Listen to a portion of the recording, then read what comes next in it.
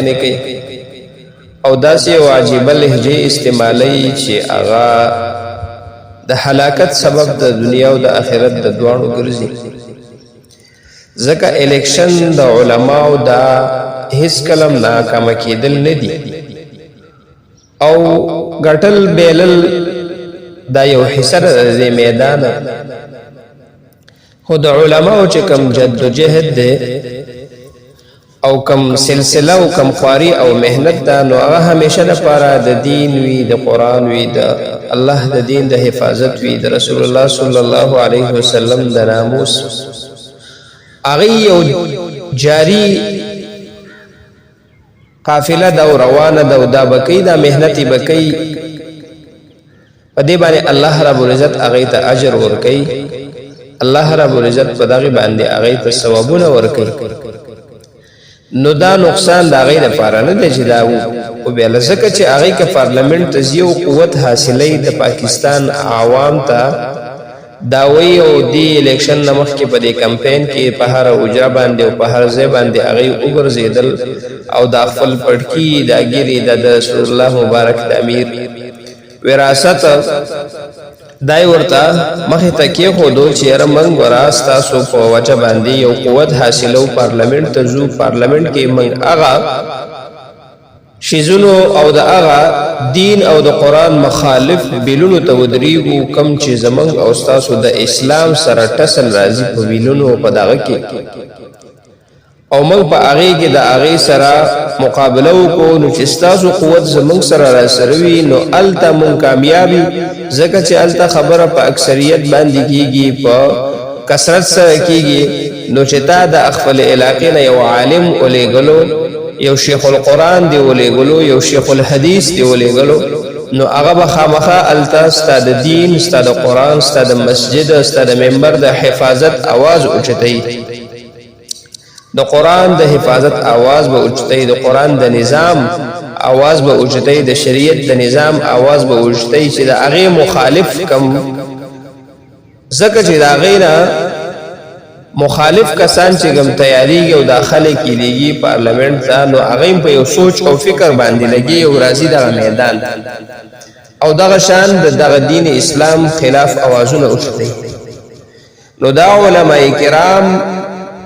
ټیک د جتا سوس یو لوی عالم شیخ القرآن اغا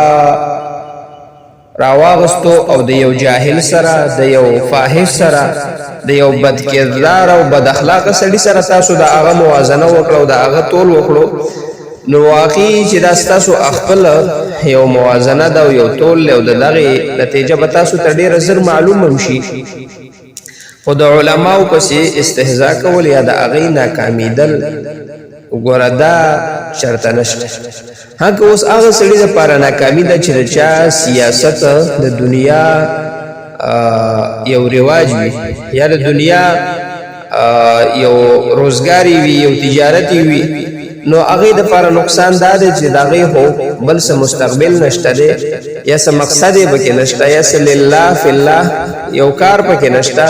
نو دا هغه د پاره نقصان شو چې ډیر تاوانونه وشول ډیر پیسې ولګېدلې او به هغه نه پس کوم نه هغه په دا میدان کې هار وګڼلو او هاري ومندلو داغه د فردا د نقصان خبره ده. خدا عالم الدین د پاره دا بالکل نه ده. هغه چې کوم مهنت کوي نو دا هغه مقصد لله فی الله ده. دا هغه مقصد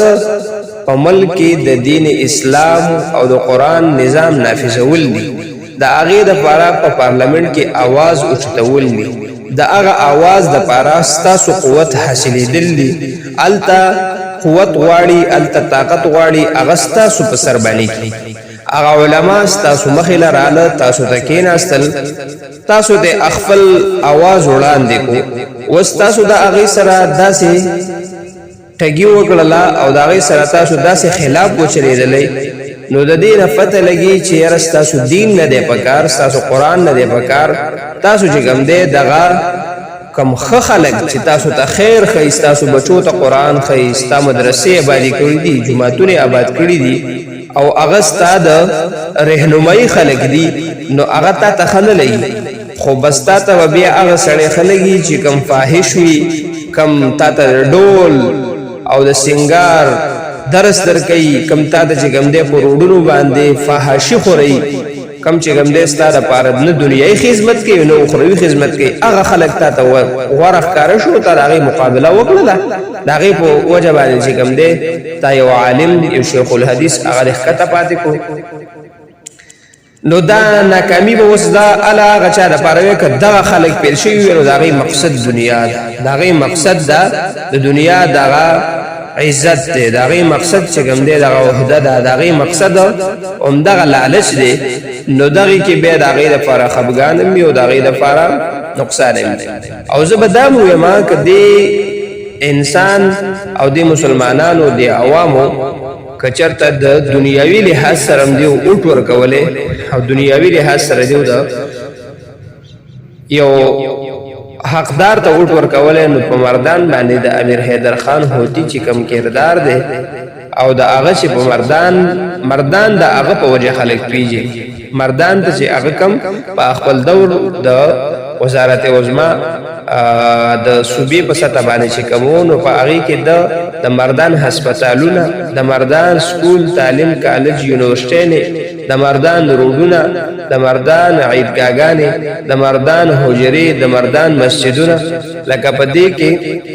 د ازهر به شمس چې هغه کړی او دغه عوامو د پاره کړی اومدغه د دنیاي سبب تاسو ته خودلی خو دا هغه په الټو سره خلکو چره هغه سړی د وټ ورکې چې داغه د مردان د لپاره کردار نشته داغه د مردان حالن کې داغه مد مقابل چې کوم باری اکثریت وي چې ماګټي دا داغه د قول وینا مطابق نو زما په خیال سره چې دغه شخصیت یو پیر وزیر کېل پاتې شوی دی یو پیر وزیر تعلیم پاتې شوی دی په مردان کې د تعلیم 15 کال تیر شوی دی د تعلیم په لحاظ سره هیڅ کارنامه نشته وزیر کېل پاتې شوی دی زما په خیال سره د کېل په حواله سره د مردان په سطح باندې داغه هیڅ کارنامه نشته نو چې نشتا او بیام چې دی هغه ته قوت ورکې او هغه ته کامیابی او چې ستا مقصدی د دنیا ضرورت د پاره چې ته او زاغله ور کوم چې د دنیا ضرورت پوره کوي نو ساره پاره هغه پوره کړی دی چې حیدر خان دې تر هغه سره بیم زیته وکړ نو زما عزیزانو علماء اصل خبره دین دی د دین د لپاره مهنت دی دا هار به پکې راځي دا بیلات به پکې راځي خدا میدان بن پرېږدو دا لار بن پرېږدو دا سفر به جاری ساتو دې کې موږ ته سخت حالات راځي د شپې به د ورځې به لوګي به تندې به دا به جاری ساتو ان شاء الله به موږ له الله اجر راکړي تاوان کې کیږي اب هم الله راکړي دا غي اجر راکړي او کړهو کې دا غي اجر به راکړي ځکه زموږ مقصد دین دی اسلام دی قران دی نظام دی دا هر څه چې کله په پاکستان کې او په پارلمان کې اومنل شو او په دې باندې قانون لاګو شو نو ته ګورا چې ستا عوام تم عزت ملاويږي ستا حیوان تم عزت ملاويږي ستا مال ستا پیسہ ستا حق چې په خزانه دې مجال شک سوق بوي نو د علماو ناکامیدل نشته د علماو ناکامیدل دا بالکل نشته کوم خلکو چې علماو سره منډي والي الله دې غیله خیرونه ورکي کوم خلکو وټ ور کړو الله دې غیله خیرونه ورکي کوم نه دې ور کړی انده کې دې الله قوت او طاقت ورکي چې د علماو ما ګرته وکي او د علماو سره ودرېږي نو الله رب العزت دې همیشه د فار زمون د دینی خلقو د قافلو سره روان کی د هغه خلقو سره چې زمونږ د دین او د اسلام د فرمندوي ولاړ دي شيوخ دي زمونږه په هر څه کې هغه ته ضرورت راځي په مرګ جنازه مړی کې واده نکاح کې مړی ژوندۍ کې هم دغه علماء ته زمونږ هر ټیم ضرورت وي نو الله دې زمونږه سوچ او فکر هم دغه علماء په شان کې دغه په رهنمایي دی الله مونږ روان کی دا غي په لار دی الله مونږ روان کی او ان شاء الله دا حالات بزی راځي دا یو وخت نه دی دا بزی راځي ان شاء الله الله برحم کی د علماء ناکامیدل بالکل نشته واخر دعوانا الحمدلله